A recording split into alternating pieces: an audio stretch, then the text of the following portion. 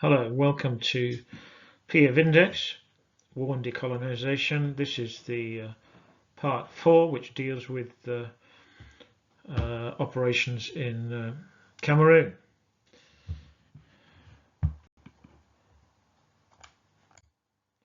This is the book available from all reputable online platforms, including Apple, Amazon, as well as in bricks and mortar stores like Waterstones. When dealing with Cameroon, it's important to remember this was a German colony, and prior to the First World War, Germany had various colonies in Africa, including Cameroon, Togoland, German East Africa or Tanzania, and German Southwest Africa.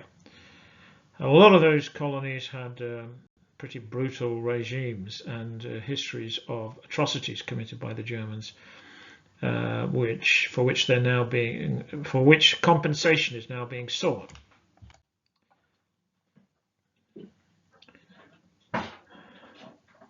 This gives an example of the flag ceremony in Cameroon in 1884, and a kind of original source to reflect this sort of spirit of place.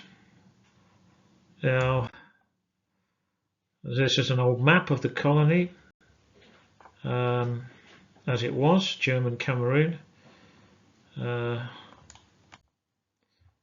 a bit more detail. Here you can see that one of the major rivers flowing through the country was the Sanga River that rises in the northeast, and flows down towards the Atlantic Ocean in the southwest. The other characteristic about the country geographically is this mountainous area here in the northwest bordering Nigeria. And indeed, one of the principal features is Mount Cameroon, which rises to a height of over 4,000 meters, if memory serves. This is a view of Mount Cameroon, and one of the most active volcanoes in Africa. Could pose a substantive threat to people in the area. The point is that in the novel, Ulrich heads to Cameroon by ship, and he can see in the distance the Mount Cameroon. The colonizers, the German colonizers, obviously were pioneers mainly in the plantation field, but you can see this image reflects the sort of lifestyle they were leading there, quite primitive conditions. But also there was, on part of the population, the Germans made an effort to educate the local people. For example, this young boy, Nyobè, spent over 2 years in Langenau, Baden-Württemberg, as an apprentice cook.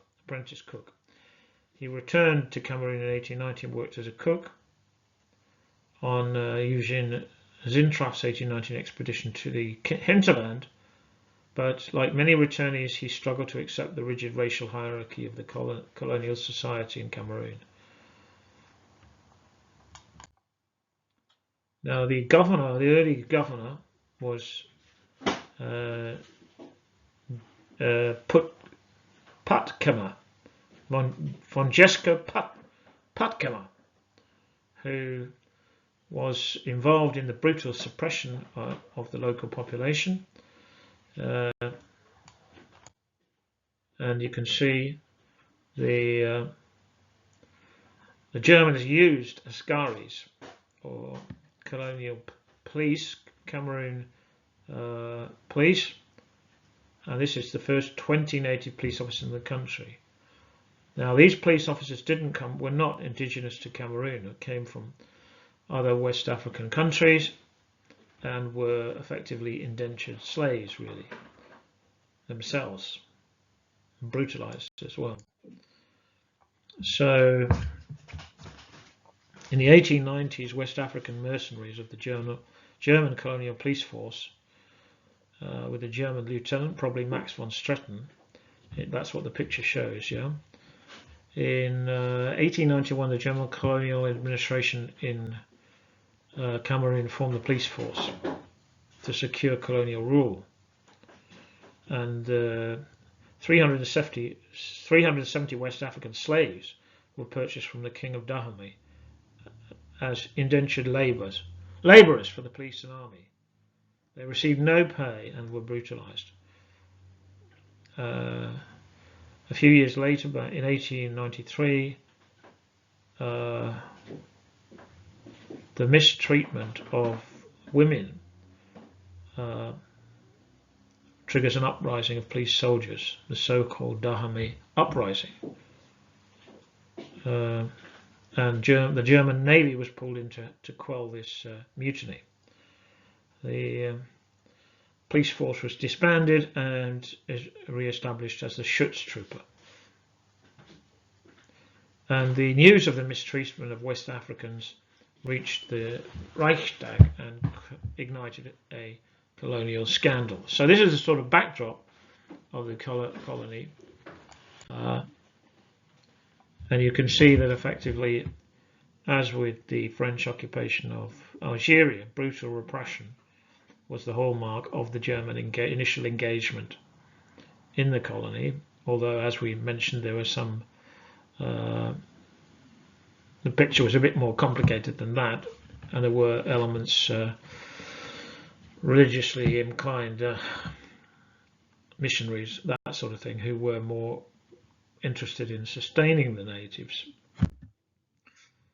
Now, things went in Cameroon in the First World War. The Germans basically lost their colonies, and here we have an example of the Royal Navy 12-pounder gun in action in West Africa at Fort Dachang on the border there in 1915. The Germans were booted out effectively. They had very limited forces in the colony, and the French were instated. The British got a bit of a border strip next to Nigeria there, and I've got the same basic pattern replicated itself of repression. You can see the sort of low status level of the jobs done by the native Cameroonians, basically.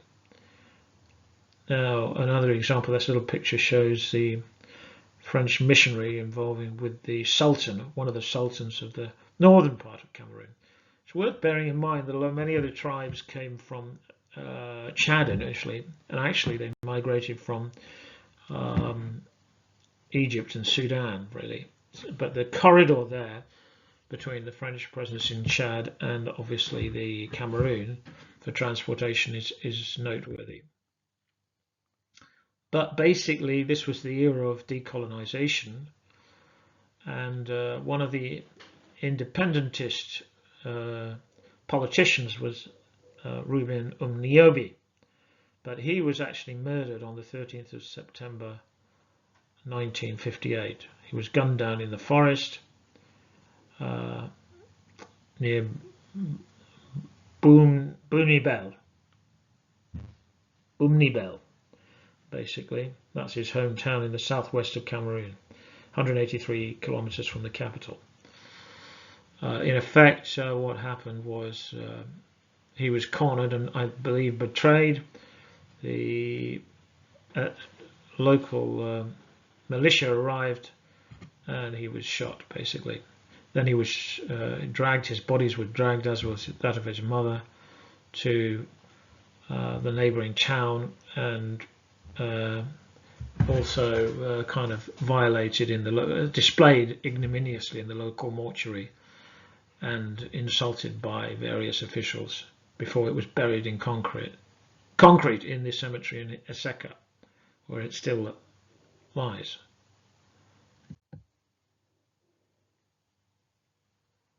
So his basic party, Nyobè's party, the Union de Population de Cameroon, UPC, was a Marxist-leaning party which was against the French, quasi-colonial rule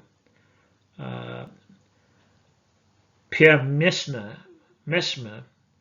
the French High Commissioner, negotiated with the UPC, but he castigated it as a terrorist organization, and effectively this was a death warrant for Ruben Nyobè. And they're fearful of police repression. He goes on the run, and the UPC begins an armed struggle. Bands of 400 fighters attack symbols of colonial power in a dirty war. During 1957, the UPC instigates 59 attacks in Sangha Maritime, which was Nyobè's home territory, home turf. Mesmer's, who was the governor, the new governor, underling was Colonel Lamberton, who instigates the Zone of Pacification to Cameroon, or ZOPAC, to reverse engineer Maoist civilian military intelligence system, basically, that the French had learnt, and particularly Lamberton had learnt during his seizure in Indochine, because basically he was intelligence officer in Indochina, and I believe possibly Algeria as well, basically. So Nyobè there was tracked down, betrayed and gunned down, as I stated.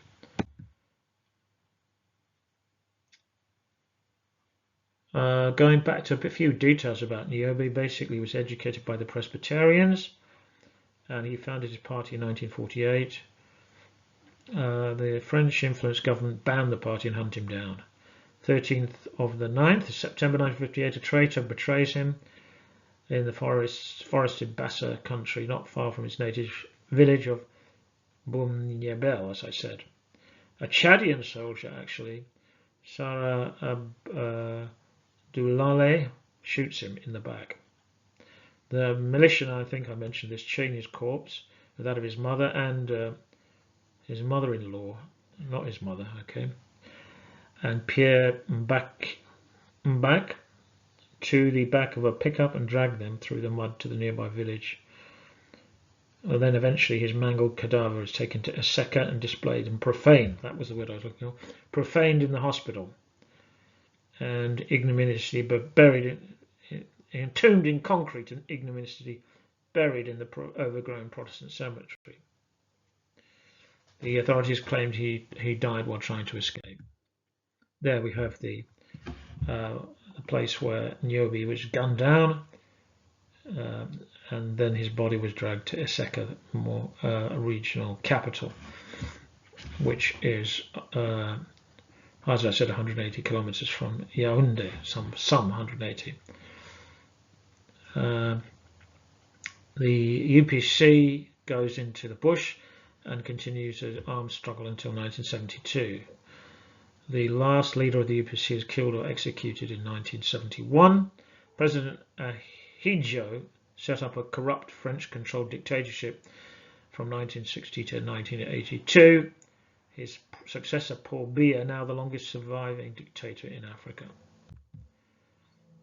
Now, another aspect to this story relevant to the novel, the historical novel, is the murder of Felix Moumié, exiled leader of the Cameroonian nationalists. This was after the death of Nyobè, and he was murdered in Switzerland. Now, the way it worked was basically he was assassinated by the French Secret Service. In 1960, in Accra, Felix Moumié was introduced to a 66-year-old William Bechtel, supposedly a journalist interested in the UPC's armed struggle. So on the eve of his return to Conakry, Guinea, basically that's where the UPC was exiled to and based, Bechtel invites Moumié to a dinner in Switzerland. So there's this rendezvous set up with this as a sensible journalist, and in October 1960 Moumié travels to Geneva. It's worth bearing in mind that I think Bechtel introduces a pretty woman at the time as a sort of hook for Moumié. Anyway, he travelled to Geneva, and Bechtel, during the meal, Bechtel introduces a dose of thallium, highly toxic heavy metal, that disrupts potassium binding in the biological systems, basically. Now the thing was, what happened effectively was Bechtel introduces it into the wine of Moumié, or into the aperitif of Moumié. Moumié doesn't drink the aperitif, and so Bechtel puts another dose in his wine. At the end of the meal, suddenly Moumié downs both drinks, so it's a double dose, and he suffers from nausea, vomiting, painful burning limbs, rapid heart rate, headache, seizures, delirium, saliva, gum inflammation, kidney damage, severe acne. After a fortnight of agony, Moumié finally dies of respiratory failure in early November 1960.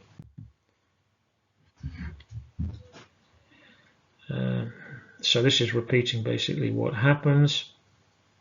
The pretty girl that I talked about was called Lillian F. It was planted as an escort. And the other aspect to this dirty tricks by the French Secret Service was Jean-Martin Chapechet, the president of the UPC in France, was sojourned to assure Moumié that the meeting was legitimate.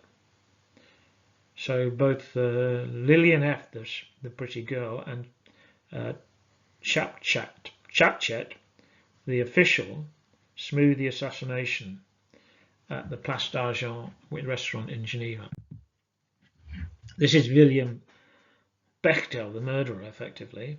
He actually was a veteran who joined de Gaulle's Free French in London, assigned to special operations, the BCRA. He actually in 1944 parachuted into Normandy to guide fighter bombers, and he dispatched 52 significant messages providing information to the Allied landings, for the Allied landings. He then jumped at the end of the war, after the end of the war in Europe, into Laos, the Connaught Commando, to liberate Vientiane. He was then afterwards became a member of the Main Rouge, which was the secret organized covert unit within the SDECE, the French Secret Services at the time, charged with assassinating anti-French and pro-independence African nationalists. That's the Tour d'Argent where the assassination takes place.